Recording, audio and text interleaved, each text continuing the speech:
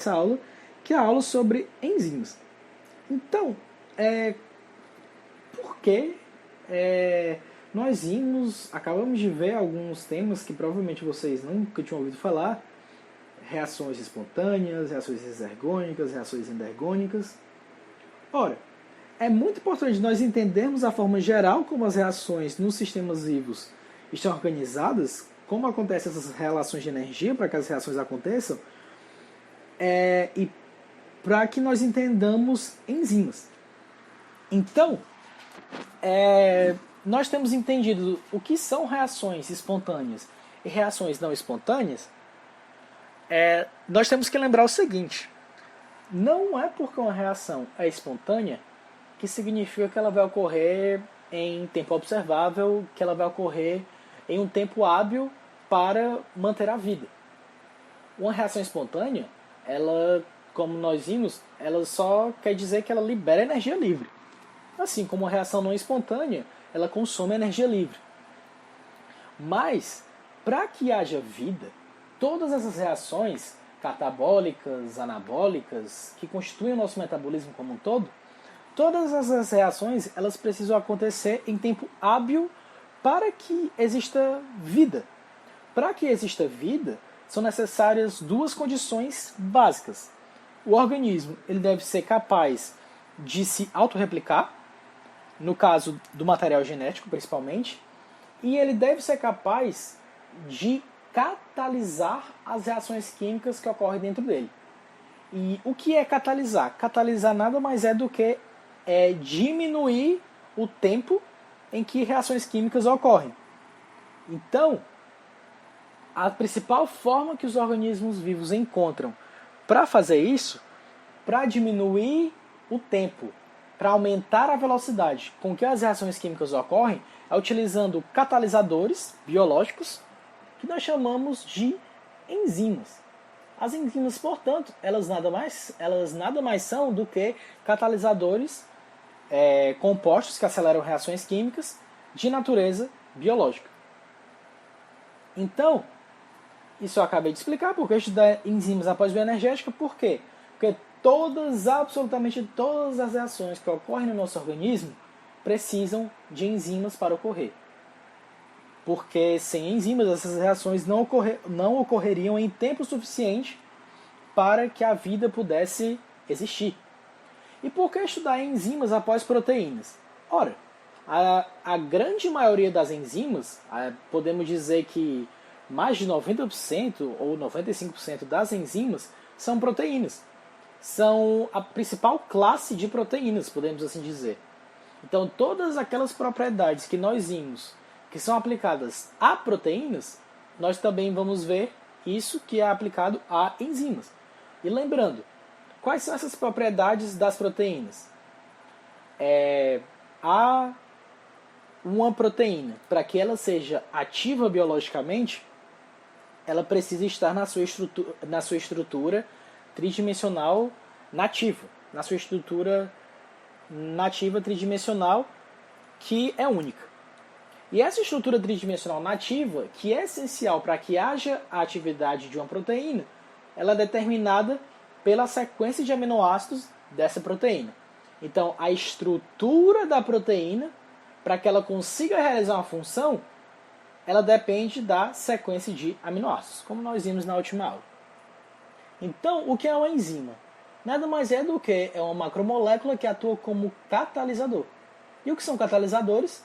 São agentes químicos que aceleram as reações sem ser consumidos por ela. Como assim? Se nós temos uma reação em que nós temos o reagente A sendo transformado no reagente B, se nós adicionamos enzima a essa reação, ela vai acontecer de uma forma extremamente mais rápida e a enzima não vai ser consumida. Se nós adicionarmos 5 enzimas, ao final dessa reação vão ter 5 enzimas. Então aqui nós podemos ver um exemplo. A sacarose, que é um disacarídeo composto por glicose e frutose, é o principal constituinte do açúcar de mesa. E para ela ser degradada numa reação catabólica, ela numa reação aqui de hidrólise, como nós podemos ver, para essa sacarose ser quebrada nos monossacarídeos que a constituem, para que isso aconteça em tempo observável, em tempo hábil para que a vida possa ocorrer, essa reação é acelerada por uma enzima, que é a sacarase. O que é que essa enzima faz? Ela acelera a quebra da sacarose nos monossacarídeos que a constituem, que é a glicose e a frutose. Essa reação ela ocorre no nosso intestino delgado para fazer com que os açúcares que nós obtemos a partir da dieta, para que eles sejam quebrados nas formas mais simples deles, nas formas de monossacarídeos, para que nossas células intestinais possam absorvê-los e transportá-los no sangue para abastecer com açúcares as nossas células. Então, nós já vimos que enzimas aceleram reações. São catalisadores, portanto. Só que como que elas aceleram essas reações químicas? Em toda reação química, lembrando, nós vamos ter reagentes e produtos. As enzimas, elas têm um mecanismo de acelerar as reações que é global, digamos assim, que é o quê? Como é que as enzimas elas aceleram reações? Elas aceleram reações diminuindo a energia de ativação de uma reação. E o que é essa energia de ativação? É o investimento inicial de energia livre que uma reação precisa para acontecer. Então, não importa se uma reação for endergônica ou exergônica. Para que um reagente seja transformado em produto, ele primeiro precisa absorver uma determinada quantidade de energia livre para que a transformação do reagente em produto aconteça. Então nós podemos ver isso por meio desse gráfico. Nós temos aqui os reagentes que têm ligações entre A e B e entre C e D. E para que esses reagentes sejam transformados em produtos, eles primeiro precisam absorver uma determinada quantidade de energia livre, que é chamada de energia de ativação. Essa energia de ativação ela constitui uma barreira para a transformação do reagente em produto. Então, à medida que esses reagentes absorvem uma determinada quantidade de energia livre, eles chegam num estado instável, que é chamado de estado de transição. E nesse estado de transição, o que é que acontece? As ligações entre os reagentes começam a ser quebradas e começam a se formar novas ligações químicas que vão constituir os produtos. E à medida que essas ligações que estavam nos reagentes se quebram e as reações que constituem os produtos se formam, isso vai acontecendo com a liberação de energia livre, como nós podemos ver aqui nessa decaída. E lembrando aqui que esse gráfico ele trata do avanço da reação no eixo X pela quantidade de energia livre no eixo Y. Então, à medida que o produto está sendo formado, ele vai liberando energia livre à medida que essas novas ligações, essas novas interações que constituem o produto vão sendo formadas. De forma que a liberação de energia livre é tão grande que quando o produto é formado, ele tem bem menos energia livre do que o reagente. Essa, portanto, é uma reação exergônica. Por quê? Porque nós podemos ver que os reagentes eles têm bem mais energia livre do que os produtos. Então, e nessa hora vocês devem estar se perguntando: é uma reação exergônica, mas para ela acontecer, ela precisa obter uma determinada quantidade de energia livre? Sim, ela precisa obter uma quantidade inicial de energia livre. Mas a quantidade de energia livre que ela libera é bem maior do que essa quantidade inicial de energia livre, que é a energia de ativação, que ela precisa obter para que ela chegue no estado de transição. Então, por conta dessa liberação de energia livre ser bem maior do que a energia de ativação, nós temos que a variação de energia livre é menor do que zero. Essa é, portanto, uma reação exergônica.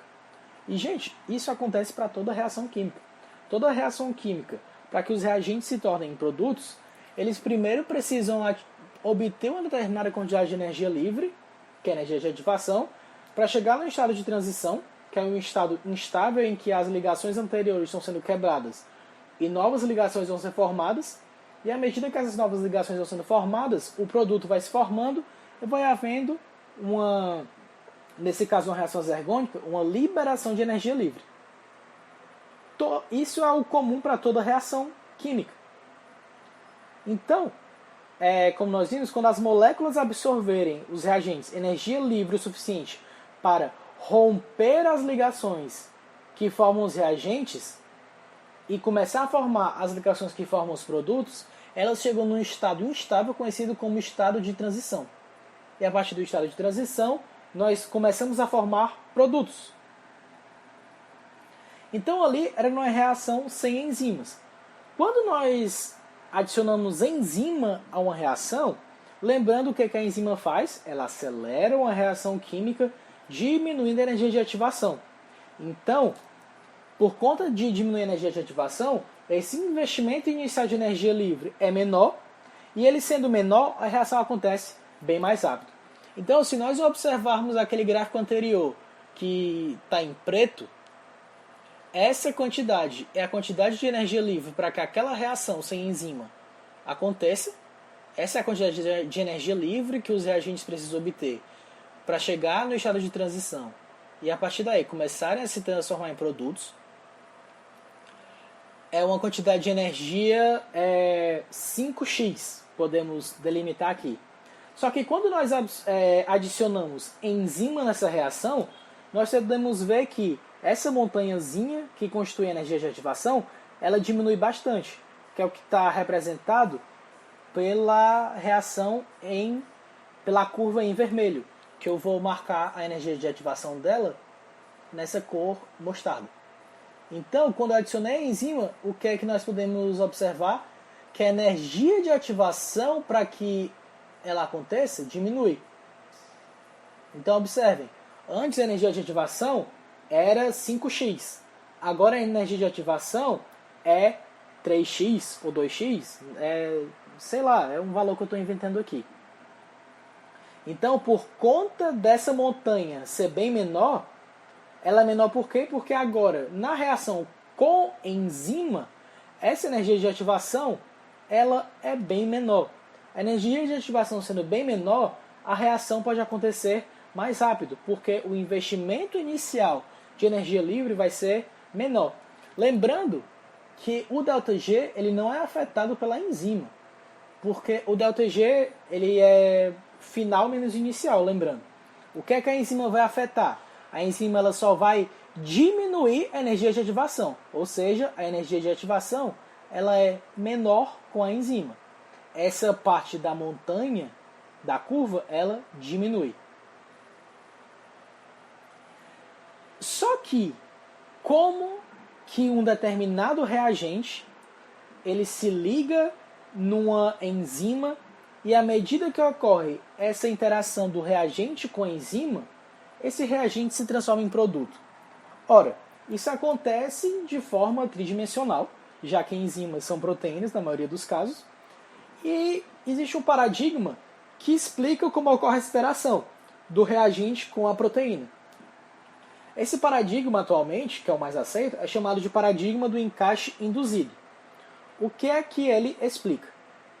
Segundo esse paradigma, a enzima ela é completamente específica a um determinado substrato, de forma que cada reação química ela possui uma enzima específica. Então, a sacarase, como nós podemos ver, ela catalisa que reação? A reação da sacarose sendo hidrolisada. E por aí vai. Cada reação química ela tem uma enzima específica que a catalisa. Então as enzimas, isso é uma propriedade delas, elas são extremamente específicas. Toda enzima é específica a um substrato. Então, o paradigma do encaixe induzido, ele explica a forma com que a enzima ela interage com o substrato dela. Eu não expliquei, mas substrato, gente, nada mais é do que a molécula reagente específica ao qual aquela enzima ela é específica. Então, o substrato nada mais é do que a molécula que vai interagir com a enzima para transformar esse substrato num produto. Então, nós podemos ver aqui um substrato, nesse caso nós podemos lembrar da sacarose, e essa sacarose ela vai se ligar na sacarase. A sacarase, lembrando, é um enzima que é uma proteína. Aqui em azul está a sacarase, por exemplo. E na enzima existe uma região em que o substrato se liga, em que a sacarose ela vai se ligar. Essa região ela nada mais é do que uma fenda, uma bolsa na superfície da proteína, da enzima, que é chamada de sítio ativo. E é nesse sítio ativo que acontece a catálise, que acontece a reação enzimática. Então, aqui está a sacarose ela vai se ligar no sítio ativo da sacarase. Uma vez que a sacarose ela se liga no sítio ativo da sacarase, vai formar o que nós chamamos de complexo enzima-substrato, que é o quê? A enzima interagindo com o substrato, a sacarase interagindo com a sacarose. E nesse caso, o paradigma ou modelo do encaixe induzido, o que é que ele defende? Ele defende que, à medida que o substrato se encaixa no sítio ativo da enzima, há uma mudança conformacional da enzima que permite com que o substrato interaja melhor com o sítio ativo. Então, explicando melhor, à medida que o substrato se encaixa no sítio ativo, a enzima ela meio que se ajeita para que ela consiga abarcar esse substrato, para que ela consiga realizar interações químicas com ele de uma forma mais favorável. Lembrando que esse paradigma ele vai contra o modelo que existiu durante várias décadas, que era o modelo da chave fechadura. Porque esse modelo defendia o quê? Que o substrato era completamente específico, ele se encaixava de uma forma química completamente complementar à enzima, sem haver nenhuma mudança de conformação. À medida que o tempo foi passando, os bioquímicos estruturais eles perceberam que, na verdade, a enzima ela se ajeita, ela realiza algumas alterações conformacionais nos aminoácidos que formam seu sítio ativo para que a interação com o substrato se dê de forma mais efetiva, formando interações químicas mais adequadas. E esse modelo em que a enzima ela se ajeita quando o substrato se liga a ela é o que nós chamamos de modelo do encaixe induzido. Então, existe o que nós chamamos de ciclo da atividade enzimática, que é o que acontece quando as enzimas catalisam reações. Então, observem esse esquema aqui. Nós temos os substratos e eu vou continuar tratando como exemplo a sacarose sendo hidrolisada pela sacarase. Então, o que acontece?